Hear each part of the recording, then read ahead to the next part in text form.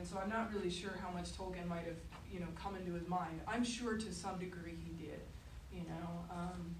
But that being said, since they didn't highlight any of the battles, because to me it would have been obvious to talk about him in the song, but he chose to go for a very organic, path with the documentary. So,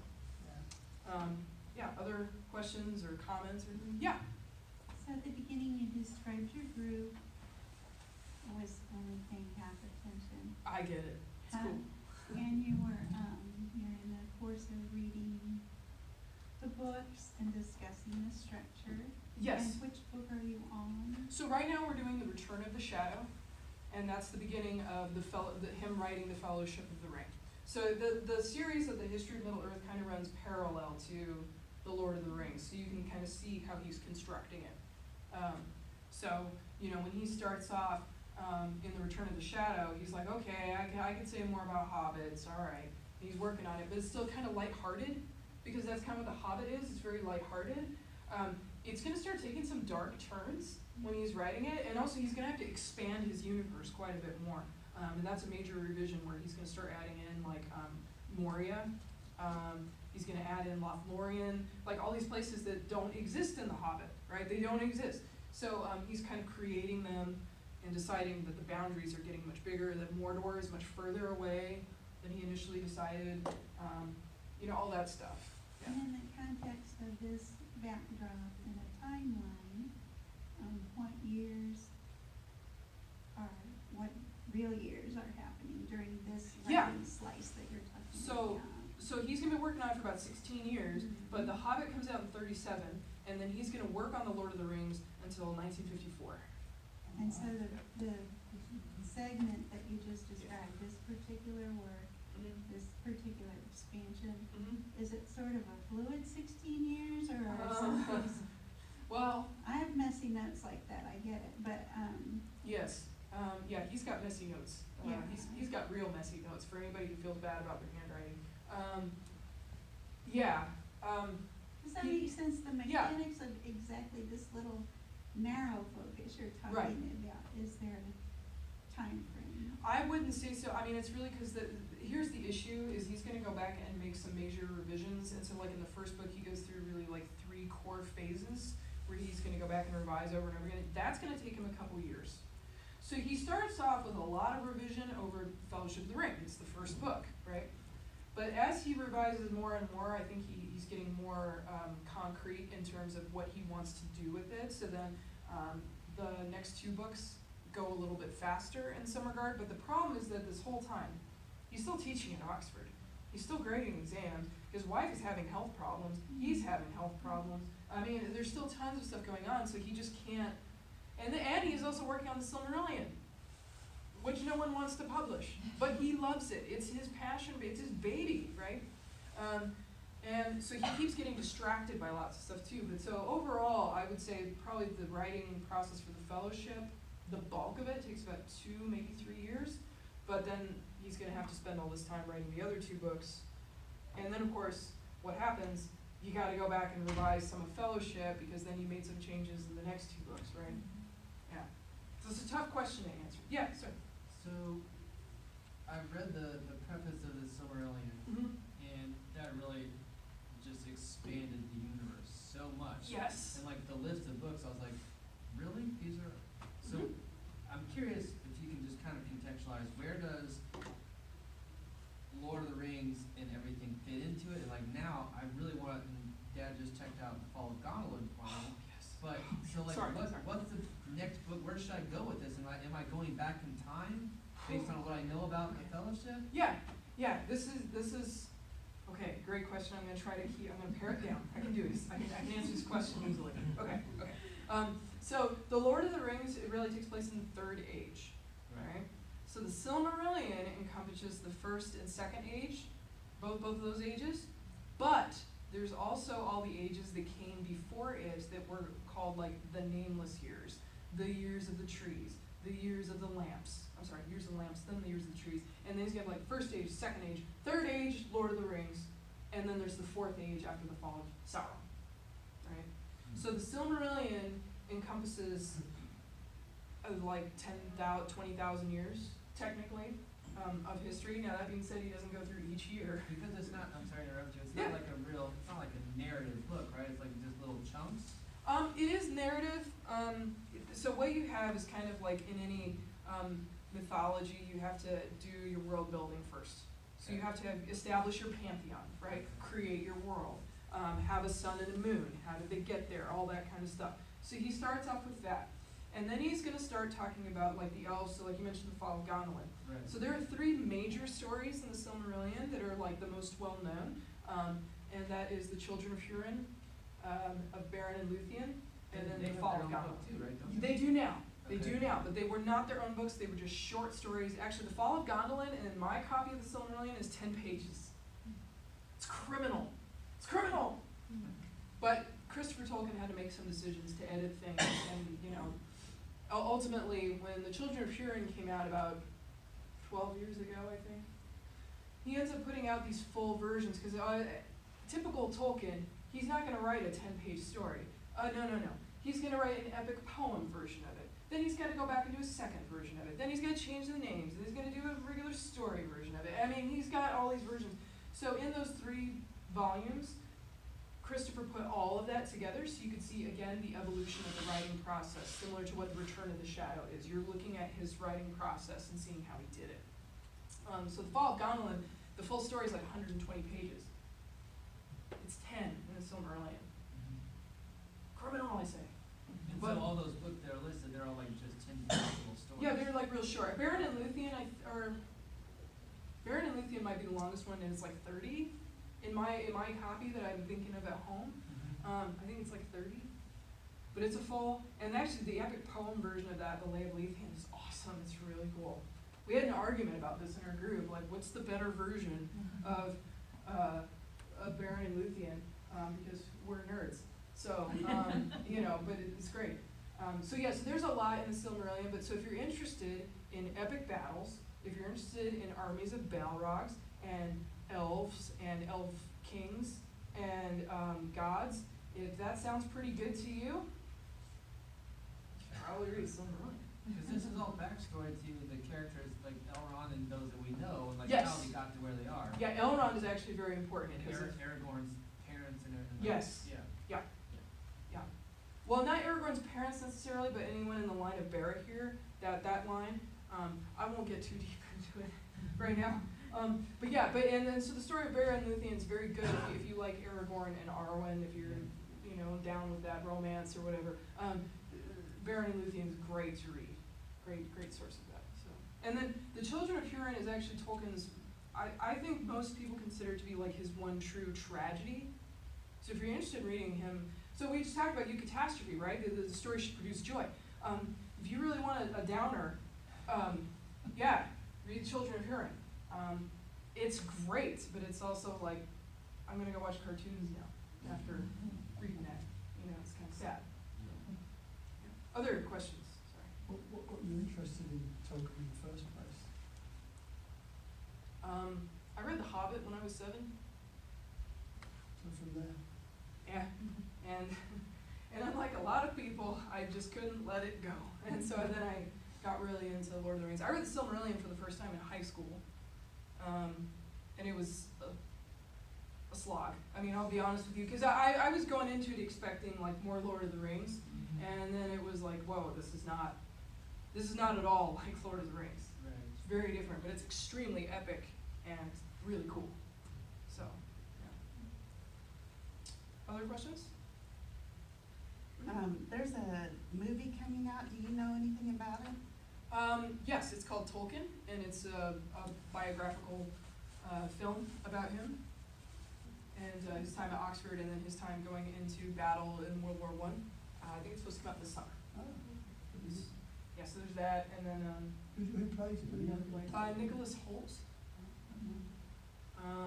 Isn't Beren Luthien a series on Amazon too? Are they making that a TV show or something? Well, there's talk that there's going to be an Amazon TV show, and the thing is, like, no one really knows the details yet. So right now, what I keep hearing is that there's going to be an Aragorn spinoff, which I think is a big mistake, and then some other kind of show, but we don't know what. Nobody can beat Aragorn except Leto in my mind. Yeah, sure, I agree with that. Actually, my favorite Strider is John Hurt from the animated Lord of the Rings, if you can believe that or not. Despite the fact that he's not wearing pants in it. But he's much more like the Aragorn in my head. Like, he has no problem with that he's going to be the king of Gondor. Like, so I kind of didn't like that in the film, that they make him seem like, oh, I don't want this power. It's like, yeah, he does. He's down with it. But that being said, I do like Viggo Mortensen a lot as that portrayal of that version. But yeah, so a lot of people keep speculating that it'll be a Silmarillion show, but it's kind of unclear what they have the rights to, and I don't know. There's actually, if you're interested, there is a thing you can check out online called Silmarillion Film Project, that people are just writing and creating their own version of what would be a TV show. It's not filmed, they're just like writing the script and creating ideas, but they've done different like seasons. So like, I think the first age is done, I think they're doing the second age right now. I'm not 100% on that, but it's also called Film, but Silmarillion Film Project, and that's also part of like Mythgard. So Mythgard does all the free courses on Tolkien that you can check out, just like on YouTube. So stuff on there through Signum University, but it's really cool. So if you're interested in more stuff about that, check that out for sure. What happened to his son Christopher? Did he have one? Is he still alive, or is he? He is still alive. Good. He's like 99. Wow. Yeah. 90, no, he's 97. Wow. I can't think of what year he was born. He did the Fall of Gondolin, didn't he? Yeah, he's the one who put out. So Fall of Gondolin came out last year in the summer. Yeah, because we read it when it came out. So, yeah, it was funny because he put out of Beren and Luthien, and in the preface of Beren and Luthien it says, this is the last time I'm putting anything out, I'm done with this, I'm not doing it anymore, and I was like, don't you lie to me. And then 9 months later, they were like, Fall of Gondolin's coming out, and they announced it on, what is April Fool's Day here. And I was like flipping out, I was just freaking out, trying not to start screaming in public. And because I was so excited for the Fall of Gondolin, and I couldn't tell if it was an April Fool's joke or not, and it turned out it was not. So it wasn't April Fool's though in Britain. Yeah. It was probably just normal day That's over it, there. yeah. But it was April Fool's in the United States, so I'm like, I don't know what's happening, I don't know if this is real or not. So, but yeah. So he creates more of a story from, going with the Silmarillion, does his son create more of a story for Fall of Gondolin? No, so what he does is he puts his father's notes together, because so the Fall of Gondolin went through like 3 or 4 different versions, and he puts all those together, and he puts also notes in there for what he believes, like, okay, this is kind of the change, or like this would have been happening in his life in this year, maybe he did this for this reason, that kind of stuff. Just kind of compiling everything together. And that's from the first age then? Like, where does that fit in with the time? No, Fall of Gondolin is in the second age. It's all elf stuff, basically? Or is It's it mostly elf stuff. story of men? Men are involved. Right. I don't want to give anything away. Goblin Yeah, stuff. yeah. So Gondolin is an elvish stronghold, a city that the main bad guy is trying to find in the Silmarillion. Morgoth is the bad guy in the Silmarillion. If you think Sauron is bad, he's way worse. Morgoth's way worse. So I would actually, that's Children of Hurin again. Great example of how evil Morgoth is. Yeah, Morgoth is a way scarier villain. Is he the villain in that, or is Yeah. Sauron still, because Sauron is alive at one point, right? Sauron is, yeah, so Sauron is kind of what is called a demigod, is basically what he's called, Maiar, which Gandalf and the wizards are Maiar, Balrogs are Maiar, I think Tom Bombadil is a Maiar. I won't get into that. He has his own book, doesn't he? Yeah, That's a glorious The tale. Adventures of Tom Bombadil, yeah, and actually that's really, one of my favorite poems is called Bombadil Goes Boating, real cute poem, and Goldberry is in it, it's great. That's his wife. Yes, the River Daughter, yes. And, oh yeah, so to get back to your original question, so Sauron is a demigod who is actually underneath Aule, who's the smithing god, but then he's won over to Morgoth, who's like the evil god, who's the chaos god. He's like Loki or whatever. So it's interesting, so Sauron starts out as a spirit belonging to the smithing god. What does he do? Make rings and stuff, right? So there's a lot more background that can kind of inform you of that stuff, but he's basically a lieutenant of Morgoth, is what he's described as, and then he will become the central bad guy in the Third Age with the Lord of the Rings. Right. Yeah. So he's always just a spirit, does it? But I thought Aragorn's dad or somebody cuts the ring from, so he's like. Right. So someone, Carnage. yeah. So he was like a being, he could become like a being like with flesh, like a real physical person. Right. But then after I think it's after the destruction of Numenor. Yeah, he can't really he can't take a fair form anymore after the destruction of Numenor. And then the ring gets cut from his hand, and then it's like, yeah, it's not really clear like what he is. Is he just like a disembodied spirit? Because keep talking about the eye, right? But there's obviously not a guy walking around with a giant eye.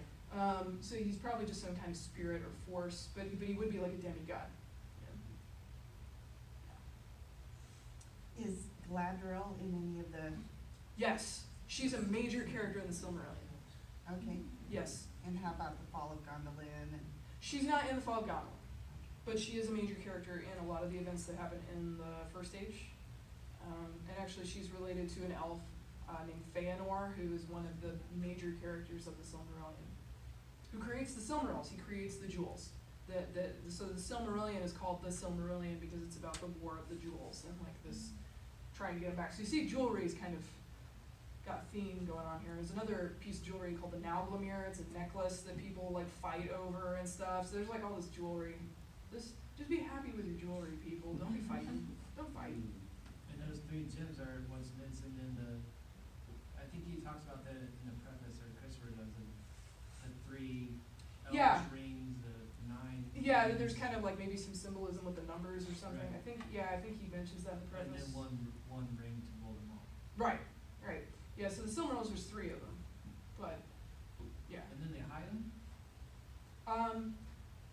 Yes. Well, they're also stolen at one point. I don't want to give it away. This is all central to the plot. I don't want to say. Any other questions? Looking at the original title of this talk, it was really very enjoyable. I've never read any of his stuff, so that's quite new to me. Wow. Probably the only person in the country that's never seen Lord of the Rings.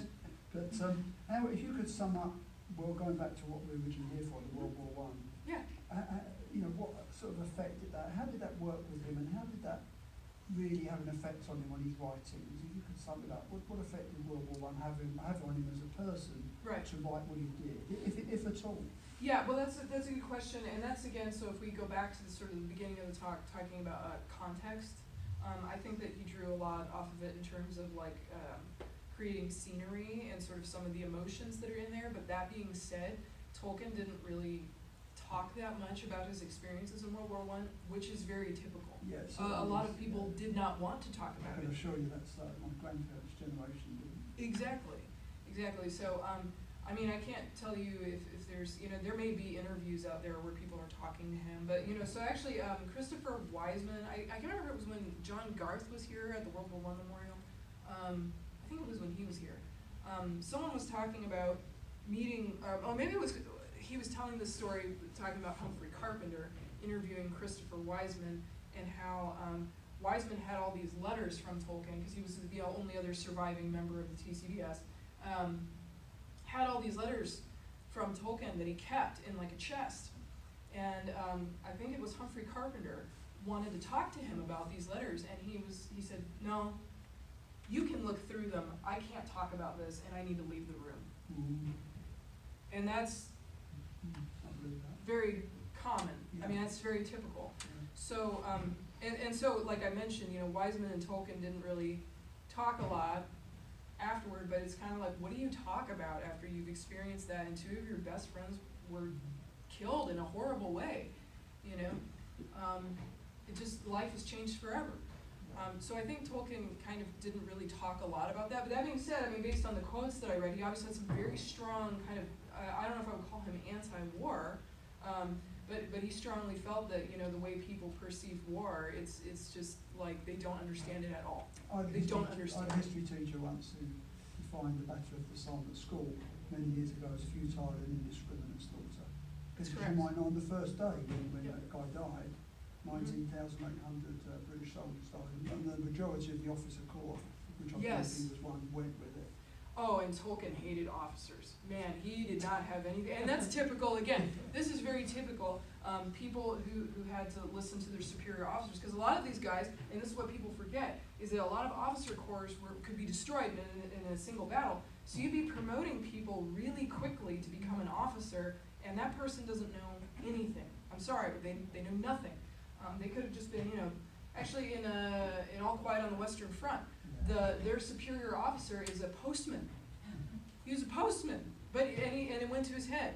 And it all went to his head that he was the superior officer, right? And then he gets sent to the front and he comes back a changed person, right? But getting back to your point, so Tolkien didn't really talk that much about it, as far as I know. He mentioned some of his feelings about war and stuff in his letters, and again, I recommend his letters. But other than that, it seems like, and that's, again, typical of his generation, people just didn't really want to talk about it, other than say, this is really indiscriminate slaughter. This is slaughter we're looking at. There's nothing noble about what, when the war broke out, it was, this is going to be great. I'm going on holiday to France. We'll be back by Christmas. Have a great story to tell. Christmas 18, unfortunately. Yeah, Christmas 18. Yeah. Exactly. So. Yeah, that's good. Any other questions? I'm sure it kept you all long enough. At this point, I'm sure. Thank you all so much for coming.